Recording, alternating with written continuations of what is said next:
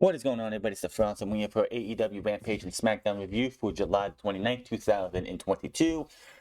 We are on the road to SummerSlam, which will be tomorrow night, of course. After, of course, you're getting through the G1 if you're watching that here in a few hours, as well as Music City Mayhem, and then we finish with SummerSlam tomorrow night. And then, of course, now we know what the next big event for AEW is going to be. It's Battle of the Belts 3 coming to you next Saturday, and we have a banger of a match, which we'll talk about here in a second. But the match, this show started off with, for Rampage, we have to talk about that first, with Jay Lethal, Satnam Singh, and Sanjay Dutt versus Orange Cassidy and the Best Friends. Basically, the story was, this match is basically, Jay Lethal wrestles the majority of the match. Sanjay Dutt gets in a little bit, but he's wearing his suit. Doesn't have wrestling gear, he's wearing his suit. He gets tagged in when Orange Cassidy comes in, he takes his jacket off, gets himself ready to go, takes his tie off, tags in Satnam Singh, which of course Orange Cassidy wanted to wrestle anyway. He gets manhandled. Eventually, it was basically just the Best Friends getting the revenge on Satnam Singh and them. Basically, what comes down to the end of the match is Sanjay that gets in the ring. He puts his hands in his pocket. He's kicked. Does the light-hearted kicks. Cassidy takes his pencil, which is on his ear. He's going to stab Cassidy, puts the pencil back on his ear, but Cassidy takes the pencil, breaks it, which angers Sanjay, who tries to attack him, eats an orange punch, 1, 2, 3. That was that. After the match, they beat up on the Best Friends and Orange Cassidy, double lethal injection to both of the Best Friends, and then won the Orange Cassidy. Wardlow's music hits, which I really wish we went back to his before he became a babyface music, because this one ain't doing it for me. He comes out, he faces off with all three of these men. Dutt holds them back, and it looks like we're heading towards Lethal versus Wardlow. Possibly an All Out. I think it'd be an All Out. It was great to see Wardlow here tonight, and it looks like that's where we're going. Of course, you're going to have to get through Satnam Singh before you can get to Jay Lethal. Unless they want to go through Jay Lethal to get to Satnam Singh, which would be a massive mistake in my end. We're going to recap of the 2 out of 3 falls match between Briscoes and FTR. That's before Dishonor, which it got a 5-star match rating from Dave Meltzer, as it should have. And yeah. Then we go on to Leon Ruffin versus Ethan Page. This match is a rematch from last week on Dark. And I will be honest, their match on Dark was pretty fucking good. Ethan Page gave Leon Ruffin a lot, and I was like, oh, that's great. We're going to see a rematch, see if they can do this again. Nope, this match lasted maybe about a minute and a half. Stokely Hathaway and Layla Gray are watching from the back. Stokely Hathaway is looking to make his own group. I don't think he's going to be with Jade Cargill very much longer. I don't think he's going to be with Jade and the Baddies or anything. That's just something that's going to go bye-byes. He's already, scouting Lee Moriarty. He's scouting Ethan Page. There was no Dan Lambert or Scorpio Sky or any mention of them at all for this thing.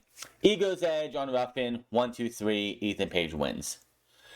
We head backstage to see Lexi Nam with Cole Carter, the factory approach, and Marshall says he saw potential in Cole Carter. The last time we saw him, of course, was when he was getting fist in his ribs from, Anthony Ogogo.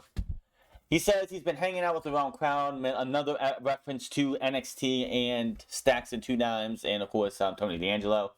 He offers him a spot in the factory, and he says he needs to think about it, now going home and sleep in your bed and not with the fishes or whatever, and they love reminding you that this guy was murdered on NXT 2.0 a couple weeks ago. Here comes Lee Moriarty, followed from Matt Sydal. We have this match here. It's an old student versus teacher. And from the minute, you have Lee Moriarty just mocking the whole peace, love, and wrestling with Matt Sydal. That's his shtick and everything. And these two go back and forth. Matt Sydal trying to be the good old goody two-shoes. Lee Moriarty showing a new attitude to him that we never saw before. And halfway through the match, Stokely Hathaway comes down the ring. He doesn't stay on the aisleway this time. He actually comes down to the ringside area to watch this match and actually get involved. Lee Moriarty fakes a knee injury. Stokely Hathaway gets up there to help, because Matt Sydal's up on the ring apron. He goes to he tries to pull him off, and Matt fights off, but he positions him enough so when Lee Moriarty attacks him, Matt Sydal lands balls first on the ring ropes that he has. So he falls down. Lee Moriarty puts him into a flatliner. He does a pump handle flatliner, I believe it was, which you thought would probably get him the win, but no, Matt Sydal kicks out. He puts him in the Border City stretch, which is the Gargano escape, making Matt Sydal tap out for the win. After the match, he keeps holding on until Stokely Hathaway just tells him to cut it. No, stop. He gets in the ring, pulls out a card. Lee Moriarty takes it, and it looks like we have the first new official member of whatever this Stokely Hathaway's thing is going to be. Like I said, I think they're gonna we've seen over the last few weeks since they hold the whole Layla Gray thing. Layla Gray's with Stokely Hathaway. That's his woman for this group. And it seems like it's rubbing Jade the wrong way. So, Stokely Hathaway is going to be making his own group. They're going to get him away from Jade Cargill. And it looks like we're going to have Lee Moriarty, possibly Ethan Page, Layla Gray, and maybe one more so we can have a Trios Championship. Maybe they don't get Scorpio Sky to come in, and you can have Sky, Moriarty, and Page challenge and be in this tournament for the Trios. Who knows? We'll have to wait and see. But Moriarty as a heel, I can't wait to see what he does because he's been nothing but a clean, squeaky baby face this entire time. And then we cut from all this to one of the worst promos in all of professional wrestling, the Faker, who has to sit there and let's break down next week's forecast for a thunderstorm. God, I can't stand this woman. She can't cut a fucking promo to save her life. Out of all the women, Tony, what the fuck are you doing? All the women who have yet to get a shot, you just turned Anna Jay and Tay Conti heel.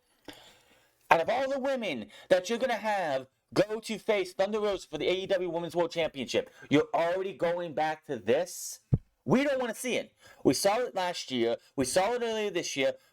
Twice earlier this year. We don't want to see it again. They've had their 3 matches. They had the match at the Slam last year.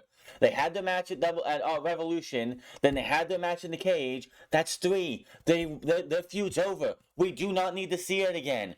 Let Tay Conti or Anna Jay, let Tay Conti as a heel work up to become a challenger for Thunder Rosa. I do not want to see the Faker and Thunder Rosa for a 4th fucking time. I'd rather see Jamie Hayter get fed up with having to carry the Faker, carry her bags, and be the fucking carrier, carry her in everything that she does, and have her demolish the Faker, and then her go on to challenge Thunder Rosa. This needs to stop. I'm done. I'm just so tired of the Faker on my television. Go be a dentist. Go be Adam Cole's girlfriend. You're not worth anything else. That is all you're worth, is being a dentist and being Adam Cole's girlfriend. That is it. Stay the fuck out of the wrestling ring. We go from that to Tony Schiavone in the middle of the ring. He brings out Claudio Castagnoli, and some fucking dumbass on social media is like, they just showed Claudio knocking out Jonathan Gresham. That's a little petty. Dumbass. Claudio Castagnoli won the Ring of Honor World Championship last Saturday. It was highlights of him winning the Ring of Honor World Championship. So when CM Punk won the championship from Adam Page and they showed that was petty. Or when Faker got beat by Thunder Rosa and they showed highlights of that was being petty. How stupid are these fucking people? I swear, professional wrestling fans have got to be the biggest cesspool of retards I have ever fucking met. Good fucking grief. We'll talk about Claudio here in a minute after this because they did make a big match for him at Battle of the Belts 3. We'll get to that in a second. But, crowd chants you deserve it. For Schiavone asks how it feels before the Ring of Honor World Championship. Castagnoli thanks the fans and says he's always been there for them, even him through everything. He says it's an honor to be the new title holder, and he says it's just the beginning. He introduces the pure champion, Wheeler Yuta, who comes out. Before he can even say anything, Chris Jericho gets off comment and says, you think I'm going to just sit here and listen to the crowd cheer for you? And they deserve a boot up their ass, and Yuta just says, Chris, just shut up. He completes his sentence and says that his match against Garcia helped him build confidence and says he's pretty sure he can beat Jericho too. Jericho's like, you think you can beat me? Jericho almost laughs him off and says he can't beat him. Yuta says, oh, I guess you're scared. And as nervous as Regal and Castagnoli say that Yuta can beat him, Jericho issues a challenge to Yuta this coming Wednesday, and Yuta's like, nah, I don't need it.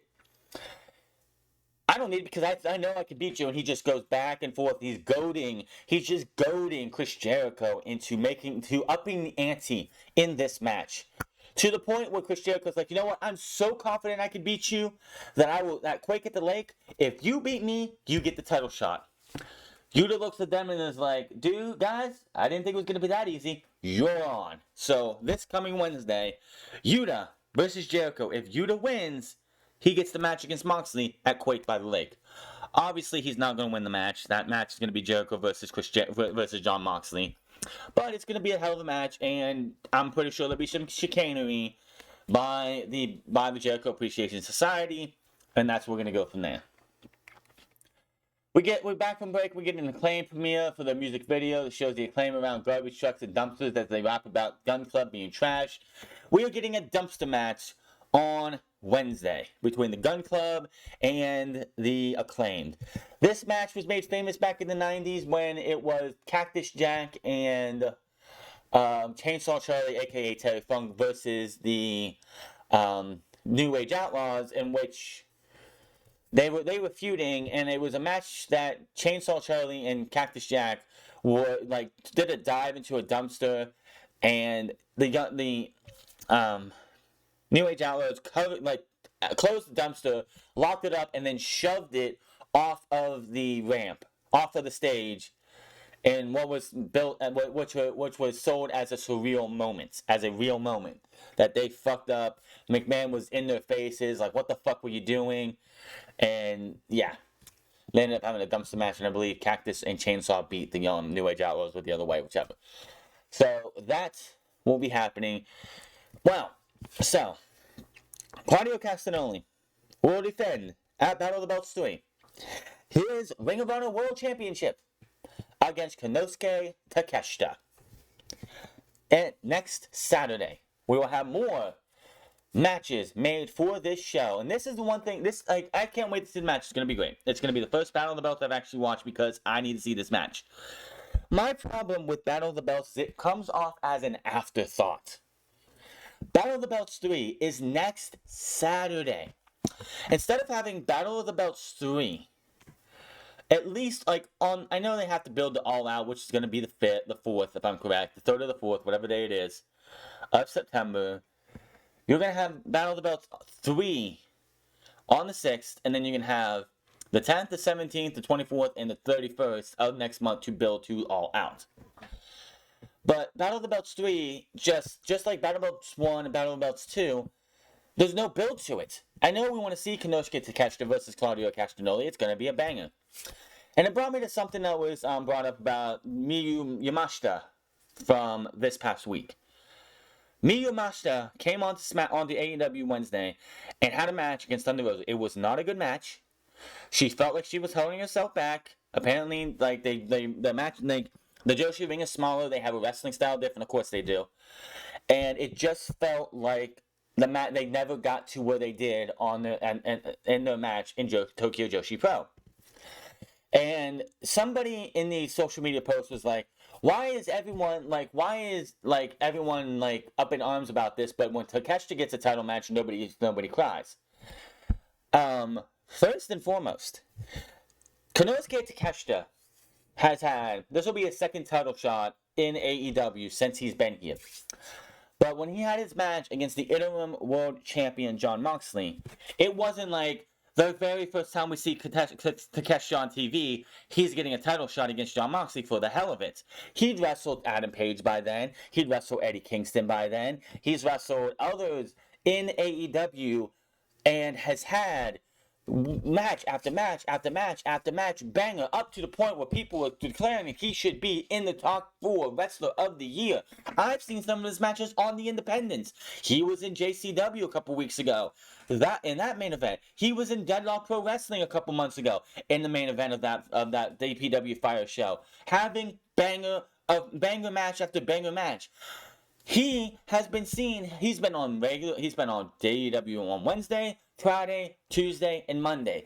He's been seen week after week after week, month after month after month, showing us how good he is, getting a title shot against Jon Moxley because Jon Moxley requested to wrestle him because he was impressed with how much he took Eddie Kingston to the limit.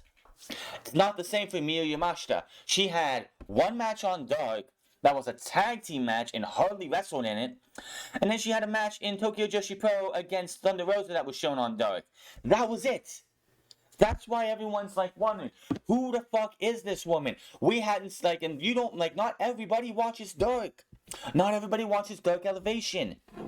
So, having Miyu Yamashita, which I'm sure is a very capable wrestler, I'm sure Tony Khan is not going to book just like a young lion or a young lioness, whatever the hell they call him in Tokyo Joshi Pro, to wrestle Thunder Rosa. They're going to go out there and say, this woman's a badass, she should be wrestling Thunder Rosa. That is what they did. But the problem is, if they would have had Miyu Yamashita back in January, coming to AEW, wrestling from January all the way to here, just wrestling on Dark Elevation, a match on Rampage, match on Wednesday night every once in a while, and getting people more familiar with her. Then when she had a match with Thunder Rosa, nobody would have complained. Everyone would have been like, holy shit, can't wait to see this because she's a badass, Rosa's a badass, let's have a hell of a match. We didn't get that. They didn't do their job right. This is why they need to get somebody like a Maria Kanellis who knows what the fuck she's doing, was being raved about her work with Ring of Honor right before they shut down. They need somebody like a Gail Kim. They need a woman's voice in this thing, in the women's division. I would give it to Serena Deeb if I was anybody, because that woman's been around, she knows what the fuck she's doing, and she can help build this women's division from the back, from behind the scenes. Kenny Omega's not doing it. The only thing Kenny Omega's doing is he's watching Tokyo Joshi Pro and Stardom and any of these other women, these Joshi's promotions over in Japan and going, we need to bring this person over, this person over, this person over, this person over. Instead of actually taking your women's division that you have and cultivating them and building them up to where we have Anna Jay worth a damn later down the line instead of just not there yet. I know she's 2 years in the business. She's got a long way to fucking go. Where the hell is Chris Statlander, Athena, Jade Cargill, and all of that? That has been missing for what? An entire week now? Where is that? Are you trying to hold that off on All Out? One of those women, Athena or Chris Statlander, should be wrestling Jade Cargill at Crate by the Lake on Wednesday or Friday. So that one could get out of the way, which would be Athena. So Chris Statlander goes to All Out and wins the TBS title. She better be the second TBS Women's Champion. Just saying. All I know is anybody who has a gripe with Takeshita getting a world title match and like, why were you all angry that Yamashita got a title shot, but Takeshita's getting a title, but everyone's happy about Takeshita getting a title shot against Claudio. He's been here for almost the entire year. I'm pretty sure Takeshita joined AEW in January. Am I wrong? And here he is now, damn near like he's leaving at the end of the next month. He's supposed to be going back to DDT around the 20th. So Takeshita, this might be one of the last few matches we see between him and Claudio. It's going to be a banger, and it's going to be great.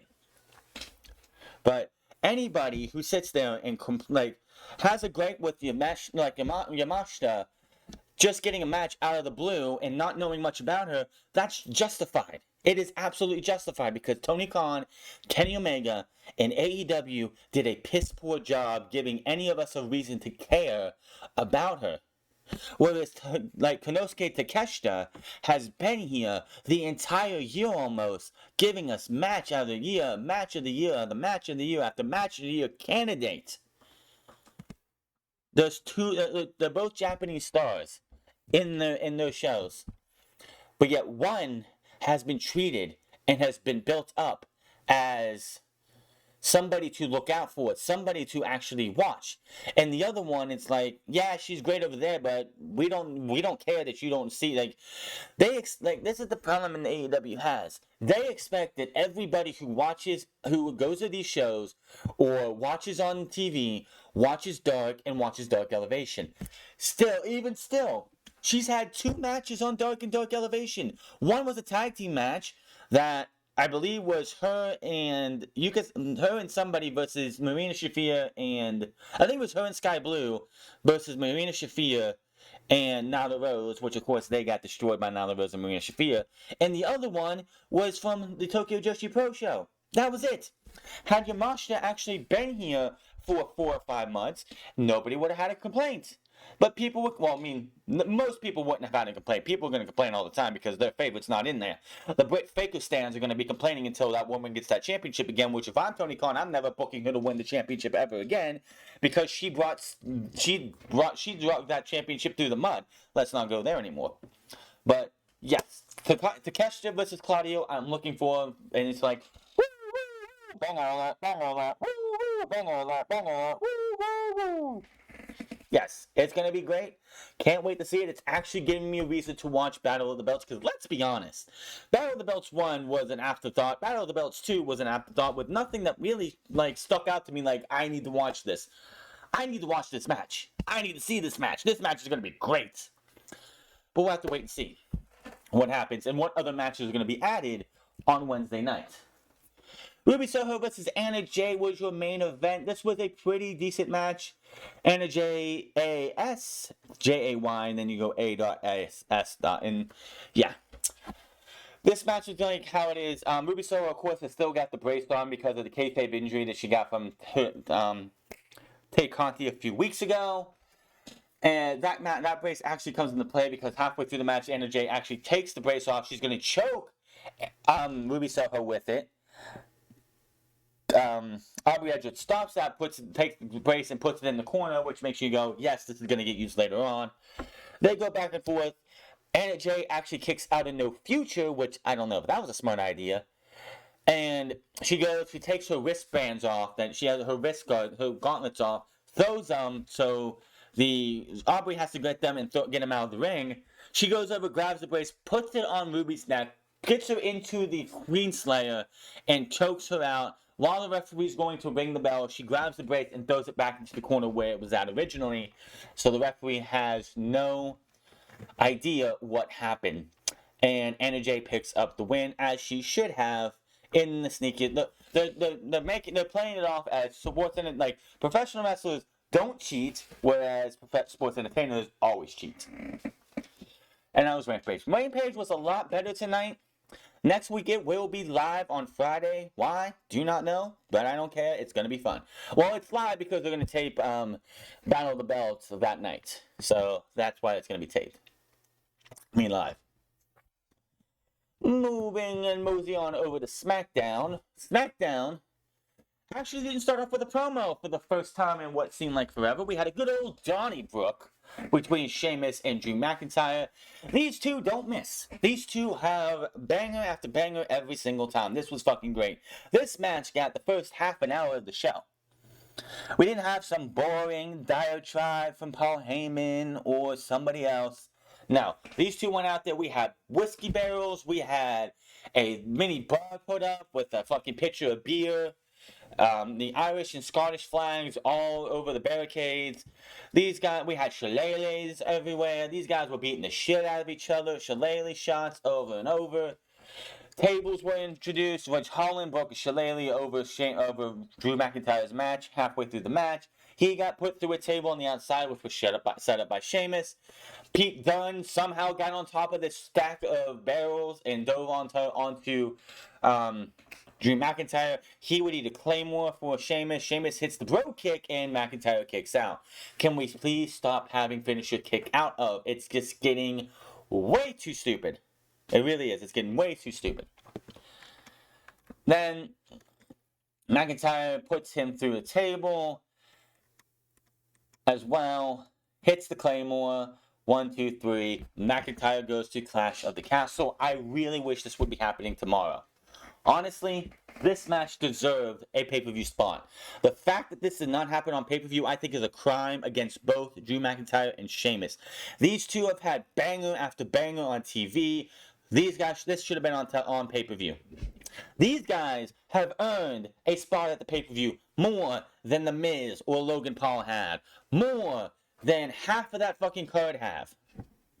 Speaking of, I got to get that list up because we're going to do a predictions here in a minute. After the match, Caleb Braxton joins McIntyre in the ring and says he must feel pretty good ahead of Last Man Standing on championship match at SummerSlam. He thanks Atlanta and apologizes to Sheamus.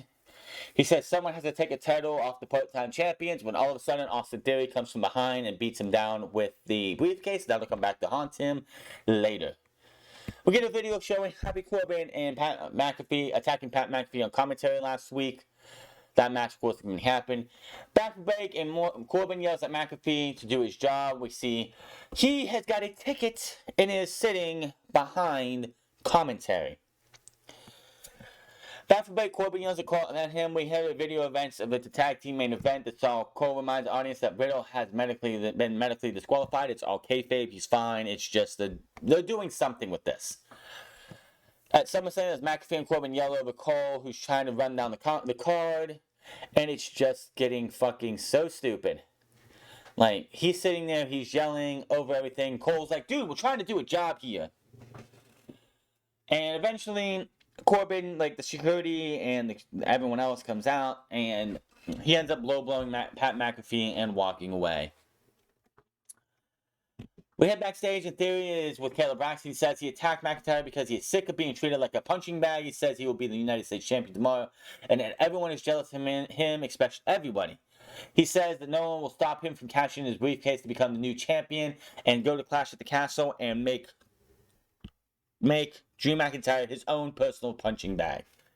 Runs into Paul Heyman, who approaches him, grabs him on the shoulder. They start talking, but we cut back to the ring. And Shotzi's in the ring. Apparently, it was supposed to be Aaliyah versus Lacey Evans. But Lacey Evans, for some reason, is medically disqualified from wrestling. So we get Shotzi versus Aaliyah.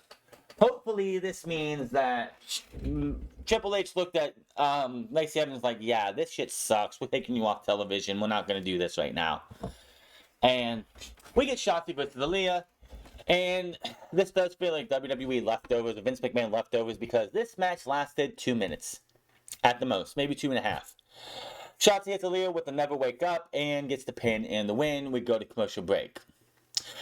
We come back from break, and Liv Morgan and Ronda Rousey are backstage, like, staring each other down as Liv holds the championship up. She finally has her plates, by the way. When DeVille walks in, calls Rousey weak before Rousey walks off. Back in the ring, Shotzi's laughing on the mic. She's about to say something when Rousey's music hits. She tells her to leave and give her the mic. And Shotzi's like, hey, Ronda. Goes to attack, gets beat up. And Rousey with the line of the fucking night. She says, hey, Shotzi, and then goes, shut up. Your family, your mother failed you. To a fan, don't know who it was. And that was that. Calls out Liv Morgan to the ring to have them show while they're having their match tomorrow night. And the other two are not. Her, Natalya, and Sonya Deville. So they come out. We have a match. This match actually got to have some time because the SmackDown Women's Champion is involved, as you'd figure. So, there was nothing special really much about this match, except for they booked Liv Morgan to be a fucking idiot. Dumb babyface syndrome. Liv Morgan is down in this match. Ronda Rousey's on the outside. Ronda's asking for a tag. She's like, tag me, tag me, tag me. Liv looks at her and is like, nah. Goes over to try to pin Natty. Doesn't work out. They still fight. They're fighting. She's down again. Fucking Rousey's asking for a tag. Blake looks up at her and is like, fuck that. Runs over to try to hit the Oblivion. Misses. And is still fighting this fight on her own. Trying to say, I can do this. I don't need your help. When I'm thinking, Liv, you have a women's title match the next night. This isn't like you have a women's title match 5 days from now you can recover. You have a women's title match the next night. Oh yeah, that's right, it's against Ronda Rousey. Why would you put yourself out there to get beat up over and over again when Ronda Rousey, your SummerSlam opponent, is asking to be tagged in? This is not bravery, this is foolishness. Eventually, Ronda's like, fuck this, tags herself in, beats up both women, hits Piper's Pit. Morgan takes out Natalya with an Oblivion. Ankle lock gets locked in. Morgan and Rousey win. That was that. Why did they need the book Liv Morgan to be so stupid? I do not know. After the match, two face off one another. The Street Profits come to the ring before we head to commercial break. Back from break, the Usos head to the ring as well. They come in. Referee instructions are established. Jeff Jarrett comes out with that after them in the referee shirt and says he said something to say. He said he thought it would be good for the 5 of them. He said the 4 of them. I don't know why. Talk about some things. The 4 men take shots at each other and ask about qualifiers as qualification. He says they have creative imagination and says he isn't there to contain them.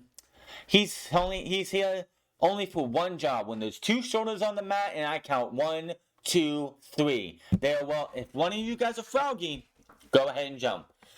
The Profits charge. They have a brawl. Jarrett actually gets on the turnbuckle trying to get out of this so these guys can beat the shit out of each other. He gets into one. Angelo Dawkins and one of the Usos come into that one. He goes to another one. They go over there too. He gets back down. And who was it? Jay goes for the super kick on Jarrett. Montez moves out of the way. Jarrett eats a super kick right to the face. He falls down. And the booth of the Usos are like, oh, fuck. They try to help him up. He shoves them both away. The Profits knock them out of the ring. Ford flies over the top rope, taking them out. And that's how that ended. So, who's going to win? We'll find out tomorrow. Interesting, the fact that Jarrett's like, you know what? Fuck disqualifications. You guys can do whatever the fuck you want. I'm just there to count 1, 2, 3. And honestly, if you're going to have a special guest referee, that's what I want to fucking hear. That you're going to be able, they can do whatever the fuck they want. They want to beat the shit out of each other. They want to batter each other. As long as it's just in the middle of the ring, either a tap or a pin, I don't care. Do what the fuck you want. I just have to have 2 shoulders down. Not 1, but 2. Maxine Dupree will debut at the Maximum Male Models 2020 Beacher Online. Mace by the break. I don't even give a shit about this. And then Max Dupree shows up in this entire video package, and looks like the talk of him being out of the Maximum Male Models has been reversed, and it's him and his sister now running all this. I do not care. New Day versus the Viking Raiders. This match was basically the fucking New Day gets their asses beat by the Viking Raiders. They double powerbomb Kingston, 1, 2, 3. That was that. After the match, they grab their shields, a chair from the Cotton was there. They get back in the ring, look to attack Kingston's lifeless body. Woods gets in the ring to protect his partner, but Ivar hits him with the shield. They put his ankle in a chair and then take their shield and crash it on the chair, Pillmanizing Xavier Woods. Why? I don't fucking know. But that was the main event match of the night, because the last thing we see on the night is Paul Heyman says his name is Paul Heyman, does his normal shit. Says Reigns will be the last man standing, reminds the audience that Reigns has held the title for over 700 days on Sunday. Says no one else in history has ever been able to do that outside of Hogan, Bob Backlund, Bruno Sammartino, Pedro Morales. I think that's all of them, right? Bruno again. Hogan, I think, twice. Maybe Hogan once. Says no one else in history has ever been able to do that. He says tomorrow night Reigns will be, well, not just pin or smash Lesnar, but he will put him down for 10 seconds and stand over him with the title over his head. In the air, he says that Lesnar will be finished for good before the cardiac music hits. Out comes Lesnar to the ring. Stares down Heyman before he can do anything. Austin Theory comes from behind, hits him with the briefcase, and Lesnar beats him up again. Bunch of suplexes. He walks to the ramp, but Drew McIntyre comes out, hits Theory with the Claymore kick, and that is that, as those two stare each other down, giving you a possible tease that maybe a Clash of the Castle will be Roman, it'll be Brock versus Drew, but I don't see that happening. And SmackDown goes off the air just like that. This did have improvements, in my opinion. Opening the show with the Donnybrook and having these two, like the first half an hour be Drew versus Sheamus beating the shit out of each other, definitely great. Didn't have no diatribe or fucking long ass promo for no goddamn reason. But the first women's match getting like 2 minutes at the most. Why? Just so you can get to a tag team match with Liv Morgan, Ronda Rousey. And yeah. Ronda Rousey with the shut up, your mom failed you. That was fucking funny. Whoever she pointed to, I'm sure that person was just looking at themselves like, aww. But yeah, they just felt like there was some things like can they coexist? Can we get rid of that, please? I'm sick and tired of that. But you can definitely see the vast improvements here in the word wrestler and fans instead of WWE Universe and Superstar was great. We'll see what happens. Like I said, no major changes are going to happen throughout the SummerSlam. Everything. Why would you go with a big event coming up a week later? Go and just redo everything and fuck everything and blow everything up. No, just get through the SummerSlam and then go from there. SummerSlam could be the end, the final bow or nail in the Vince McMahon era completely. And Monday, which is 2 days later, you have a whole 2 days to book an entire show and work on what you're going to do for Monday, Wednesday, and like Monday, Tuesday, and Friday, and all those other things for the rest of the year. Do that. But the relaunch of WWE should be this coming Monday. As much as you can do. Let's see what happens. Rampage was good. Smackdown was better than it has been in a while. We'll have to wait and see. SummerSlam tomorrow. I'll see you guys then. Hit that subscribe button. Comment down below. Like or dislike this video. Find me on Twitter. Find me on Minds at the Fronts Club. Find me on Twitch.tv/TheFronts Club. And find me on Instagram at the Fronts Club. I gotta get some sleep because the G1 comes on at 4 a.m. and I'm gonna be watching that. No reviews, of course. I'm gonna be doing an overview review of the G1 Climax when it's over on the 18th. So I'll be doing that on the 19th. But until then, you guys have a good one. I'll see you later.